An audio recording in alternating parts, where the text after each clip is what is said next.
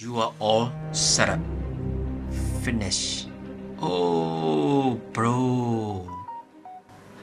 အတန်ကိုကြားရမလား Samsung အတန်အားလုံးပဲမင်္ဂလာပါကျွန်တော် unboxing video တွေမလုပ်ရတာကြာပြီပေါ့နော်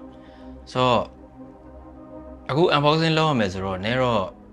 စိတ်လှရှာတာပေါ့နော်ပုံမှန်စိတ်လှရှာတာတက်ပို့ပြီးတော့စိတ်လှရှာတယ်ဗျာဘာဖြစ်လို့လဲဆိုတော့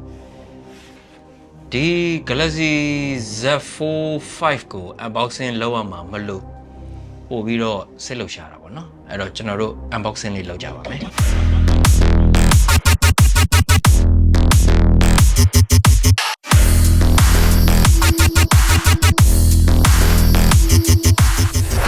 ဆိုတော့ဒါကတော့ Galaxy Z Fold 5ပေါ့နော်သူကတော့ cream color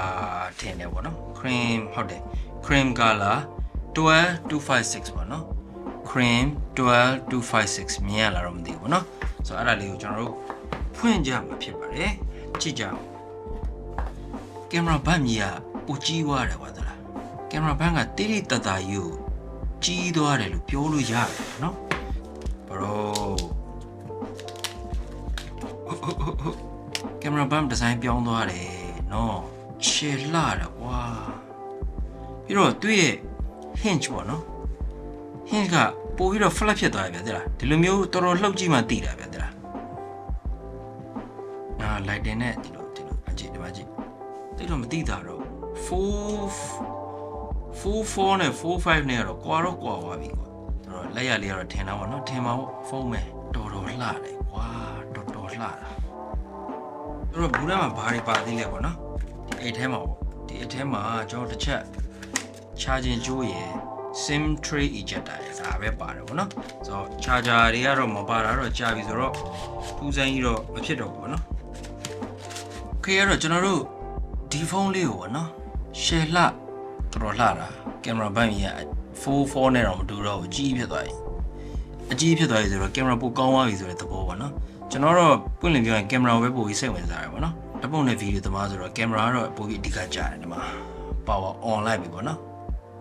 ပြူအောင်တော့လှတယ်ပေါ့ပြီးတော့ပို့ပြီးတော့လုံးဝ flat ဖြစ်သွားတယ်ကွာကြည့်လိုက် welcome start display လန်ထွက်နေပါတယ် you are all set up finish oh bro အတန်ကိုကြားရမလား Samsung အတန်ဟိုကျွန်တော်တို့ unboxing first impression ပေါ့နော်ကျွန်တော်ပထမဆုံးဗာမြင်လဲဆိုတော့ camera bump နော်ခဏရှိပေါ့နော်ပြောတာနောက်တစ်ခုကဘာလဲဆိုတော့သူ့ရဲ့ hinge ပိုကောင်းသွားတယ်ကွာဒီလောက်တောင်ဖွင့်လို့ရတယ်ဗျာသလားဒီလောက်တောင်ဖွင့်လို့ရတယ်တော်တော်ကြီးကိုမိုက်သွားတယ်ကွာသလားโอเคအဲ့တော့ကျွန်တော်ကြည့်ကျင်ဆုံးသိကျင်ဆုံးကင်မရာစမ်းမယ်ပေါ့နော်50 megapixel damn 1x နဲ့50 megapixel ရိုက်မယ်ပေါ့နော်တော်ကောင်းသွားပြီပြောလို့ရတယ်ပိုကောင်းသွားတယ်ပေါ့နော်ဒီဗီဒီယိုစမ်းမယ်ပေါ့နော်ဗီဒီယိုမှာက capture view လုပ်လို့ရတယ်ပေါ့နော် capture view ကကောက်ကိုပြန်ကြည့်ဒီလိုမျိုး cover screen preview ဒီကတော့ကျွန်တော်တို့က vlogger လဲလုပ်တယ်ဆိုတော့ဗျာ cover screen preview နဲ့ vlog ရိုက်လို့ရရင်ပိုကျန်းတယ်ဗျာသိလားဒီမှာလေ cover screen preview လေမမြင်အောင်ဒီလိုကျွန်တော်လှည့်ပြီးမမြင်အောင်cover screen preview နဲ့အဲ့တော့ vlog ရိုက်မယ်ဆိုရင် record နှိပ်ထားပြီးတော့ကျွန်တော်တို့ဒီလိုကင်ထားပြီးတော့ရိုက်လို့ရရပါတော့အရှိရ front screen ပေါ့နော်အကြီးဖြစ်သွားတော့မို့အရင်44ထက်ပိုကြီးသွားတယ်44 screen ထက်ပိုကြီးပြီးတော့ bezel နည်းနည်းလေးပါသွားတယ်ဗျာသိလားတိတိတတ်တာ bezel ပါသွားတယ်โอเคဒီမှာ bezel ပါသွားတယ်ပြီးတော့နောက်တစ်ခုကကျွန်တော်ကြိုက်တဲ့အရာနောက်တစ်ခုပေါ့နော်ကျွန်တော်မှတ်မိတယ်လို့ပေါ့နော်အရင်တော့ကကျွန်တော်ဒီကျွန်တော်ရဲ့44နဲ့တော့ဆိုရင်ကျွန်တော်က vlog ရိုက်တယ်ဆိုရင်ဒီလိုမျိုး screen ကိုဒီလိုမျိုး switch လုပ်လိုက်ပြီးွားရင်ဒီမှာတော့ preview တော့မြင်ရတယ်ဆိုပေမဲ့ဒီအနောက်က screen ကခလုတ်ကိုတော်ထိမိရပေါ့နော်အဲ့တော့ဒီမှာဘာလုပ်လို့ရပါလဲဆိုတော့ဒီလိုမျိုး lock button လေးကိုဒီလိုခုနကတော့ lock button လေးကိုဆွဲချလိုက်တဲ့အခါကျရင်ကျွန်တော်အနောက်မှာလက်ကိုအပြားလိုက်ကင်ထားလို့ရတယ်ဘာမှသွားပြီးထိစရာအကြောင်းမရှိအရှိရ preview မှာပဲသွားပြီးခလုတ်တွေနှိပ်လို့ရတယ်ဒီလိုကင်ပြီး vlog ရိုက်လို့ရတယ်ဗျာဒီလား ဒီလိုပြားလိုက်ကင်ပြီးတော့ဘလောက်ထားကြကြည့်ဘာလို့ဆို front camera အများကြီးပိုကောင်းတယ် back camera ထက်အများကြီးပိုကောင်းတယ်အဲ့တော့ဒီလိုပေါ့နော်အားလုံးပဲမင်္ဂလာပါဘာညာဟဲ့လိုအဲ့လိုလုပ်နေရတယ်ပြန်လေးကြိုးစားလိုက်ပါတယ်အခုကတော့ Galaxy Z Fold 5 camera test လုပ်နေဖြစ်ပါတယ်သူရဲ့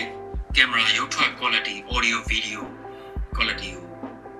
test လုပ်နေဖြစ်ပါတယ်ဆိုတော့ဒီ Samsung Galaxy Z Fold 5ရဲ့အသေးစိတ်အကြောင်းအရာ review ပေါ့နော်အဲ့ဒါတော့မကြခင်မှာထပ်လုပ်ပေးပါမယ်လောဆယ်တော့ကျွန်တော်ရဲ့ first impression အရာတော့ဒီဖုန်းက 4.4 ထက် 4.5 က 4.4 ထက်အများကြီးပိုမိုက်သွားပြီပေါ့နော်ကင်မရာလည်းအရင်ပိုကောင်းသွားပြီတကယ်ကိုကင်မရာအများကြီးပိုကောင်းပါတယ်ဒီ Samsung Galaxy Z Fold 5ကို pre-order လုပ်မယ်ဆိုရင်ကျွန်တော်ပေးထားတဲ့ link ကနေပြီးတော့ဝင်ပြီးတော့ ချက်လက်တွေဖြည့်ပြီး pre-order လုပ်လို့ရပါတယ်ခင်ဗျာအဲ့ဒါပါပဲမိုက်ပါတယ်တကယ်မိုက်ပါတယ်